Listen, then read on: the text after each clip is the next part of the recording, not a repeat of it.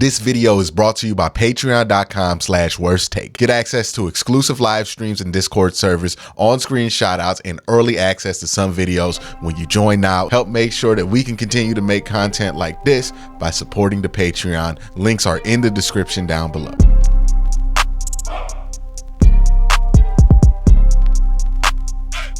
Welcome to Comment Commentary, where I look at the comments for this week's videos and have a discussion with you and react to the things that you said this week, the crazy things that you say this week. All right, this video is why the quiet offseason is great for the Browns. I gave my take on why I thought this quiet offseason could be something that's beneficial.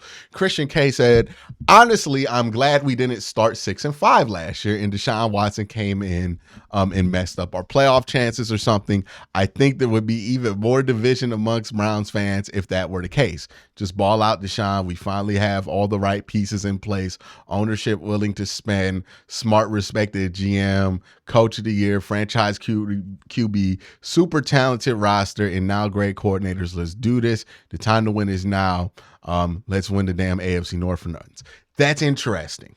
That's an angle of it that I haven't thought about much. But what if Deshaun came in there? The team was 6-5. And then he went 3-3 like he did.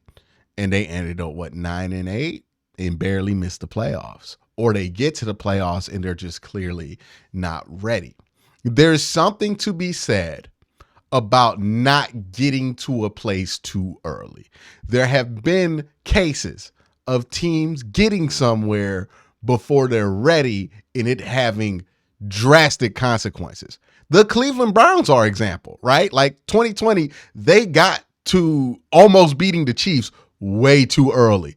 And we saw that the team couldn't handle that, right? They thought they were the Chiefs after they lost to the Chiefs. Baker Mayfield thought he was Patrick Mahomes after he done damn lost to his backup in the fourth quarter. And that changed the entire trajectory of this team. You can make the argument that maybe they would have been more successful if they were willing to be a little bit more humble in 2021.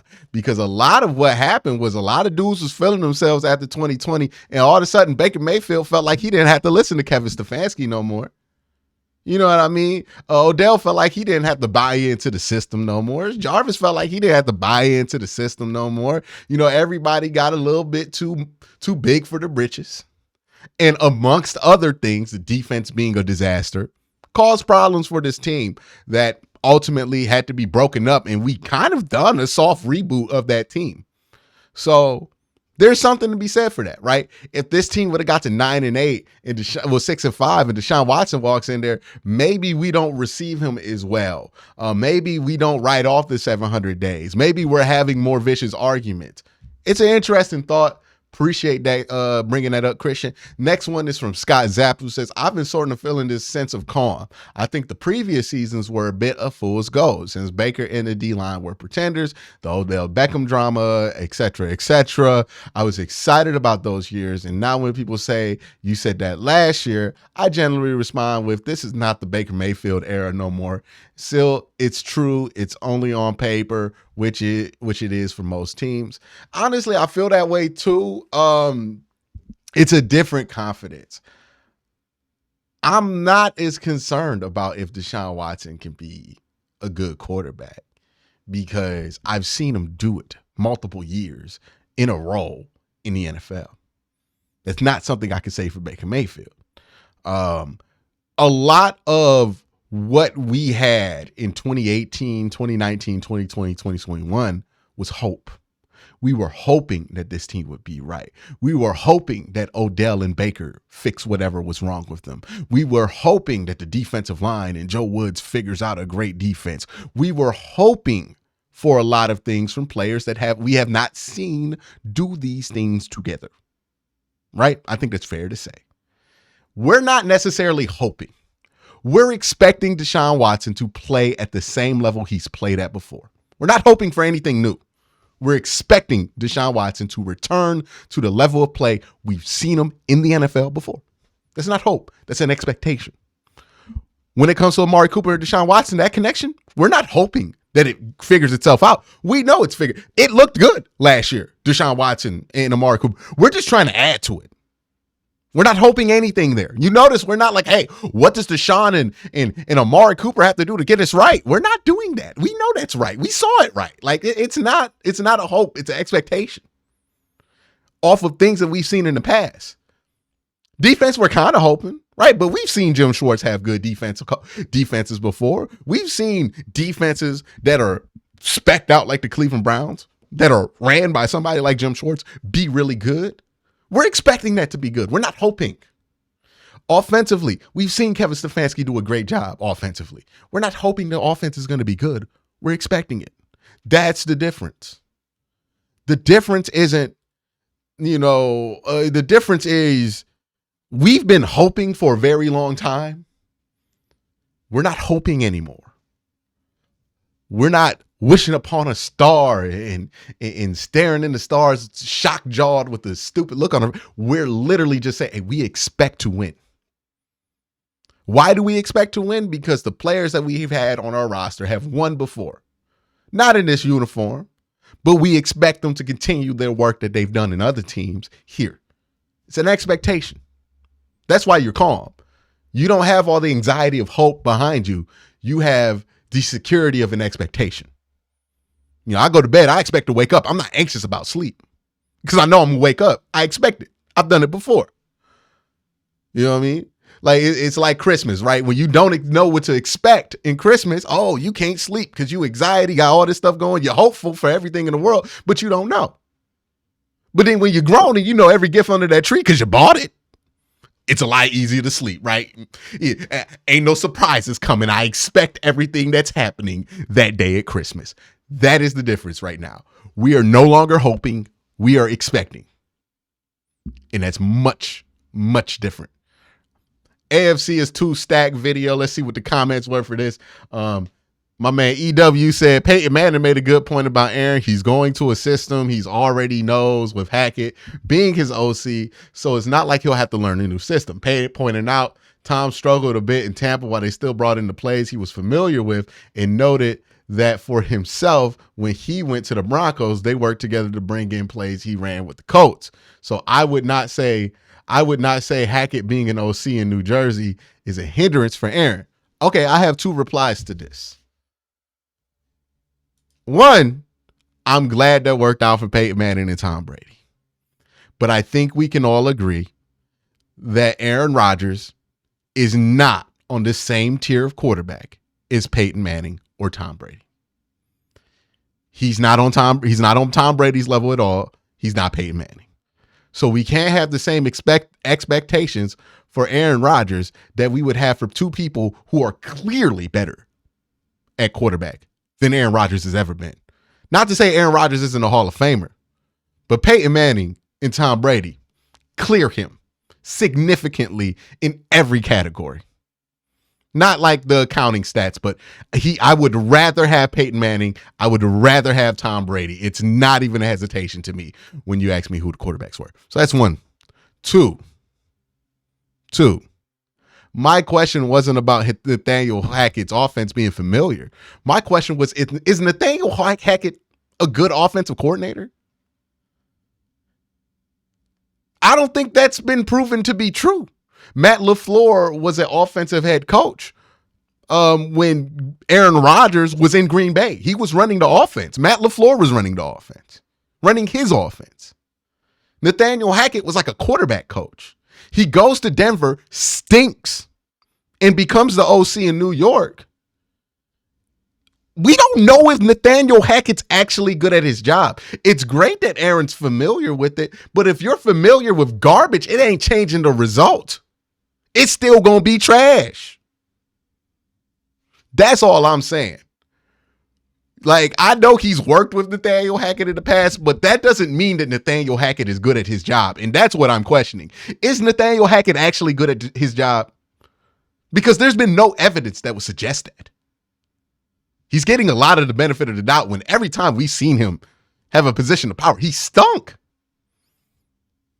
The next comment is from Devin Russo, who says, I agree with you about the Jets. Everyone is just assuming they'll steamroll into the division and cruise into the Super Bowl. You could argue that Rodgers is the third best quarterback in the AFC East, and the Jets are still unproven otherwise. Yeah. And we also forget that the Dolphins are in there. The Bills are in there.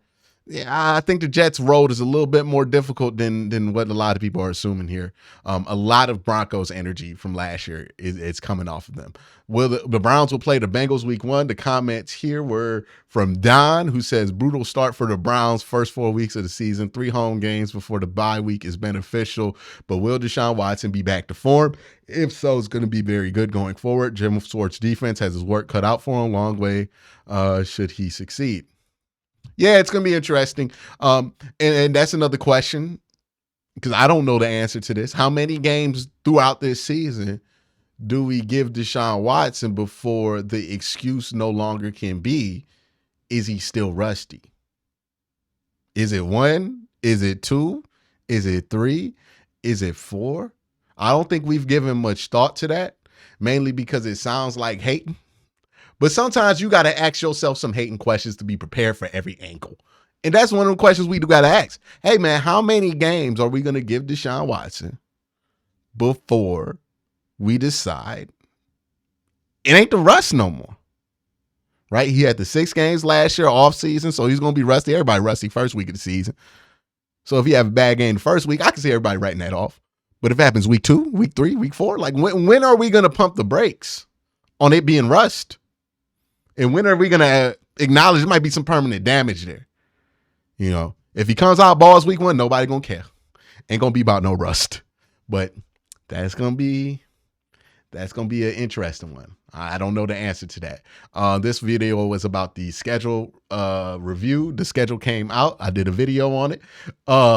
My man Farm said, excellent point regarding not having to play Allen, Herbert, and Mahomes in the AFC. Certainly stacked with quarterbacks, but outside the North, only proving back quarterbacks the Browns play are Aaron Rodgers and the Jets. And even then, Aaron Rodgers, huge question mark because he's old and he's changing rosters. But yeah, that was my main point. And also, like, yes, all the quarterbacks are there, but that doesn't mean that you're going to play them. The AFC has been stacked for a very long time with quarterbacks. They were stacked last year in 2022. They were stacked in 2021. But remember, the Bengals got to the AFC Championship game and they only played Derek Carr and Ryan Tannehill. Hypothetically, you could play all these quarterbacks, but it don't matter until you actually do, because there's a chance that you don't and things just shake out weird. So yes, a lot of teams have quarterbacks, but that doesn't mean all those quarterbacks are going to stay healthy. That doesn't mean that all those quarterbacks are going to play up to expectation, or that all these quarterbacks are going to be at teams that put them in position to play in the playoffs. So that's my point. I think we put a little bit too much emphasis on the quarterback position in that conversation, which is a crazy thing to say in the NFL, right? Breaking down the Darius Smith trade. This comment was from Cam Games, who says, as someone who's been a Browns fan since even before the move, it's been a long time since I thought the front office was truly committing to a window. Win or lose will be on the players and coaches. But finally, I think the front office isn't hedging for the future or building X or Y. Past couple of years, it feels like finally the plan is let's win some damn football games right now. And I think that's been the plan ever since they traded for Deshaun Watson. They've gone all in on this thing. They've gone all in on winning this year. And it's a hell of a bet to make. But if you cash out on that bet, everybody's going to be happy. But that's the bet you got to make. You don't pay a quarterback $230 million to be hedging for next year. You pay him that much money because you're trying to win a Super Bowl right now. Jacob Coey says we should have a top 10 offense and defense this year. This team is stacked. And it's going to be tough sledding for whoever has to play this team. This is going to be a good year. Those are the expectations, I would say. Is a very colorful way of putting those expectations, but that's the expectations, that this team should be good. Now, it doesn't mean that we are entitled to this team being good. Injuries can happen. Things can go wrong. Players can have mental health issues, that we can't be entitled to it. But if everything's going right, the expectation is that this team should win. And if they're not, we're really going to have to diagnose what's the problem. So that's going to be interesting. Dom says here, Barry not afraid to get a little older. It seems so necessary to go for some of the vets if you actually want to make a run. Yeah, he's willing to get those value deals on vets on teams that are starting to rebuild, like the Vikings, right? And then the Cowboys, where they wanted to get a little cheaper to accommodate for Dak's contract. And you get somebody like an Amari Cooper cheap, or you get somebody like a Zadarius Smith cheap. The Browns are in the window where they need the good players right now and not necessarily the seeds to get more good players. And that is something I commend Andrew Berry on committing for. But that's it for all of the comment reactions that I have today. Let me know your thoughts in the comment section below. Y'all have a great day. Have an even better night.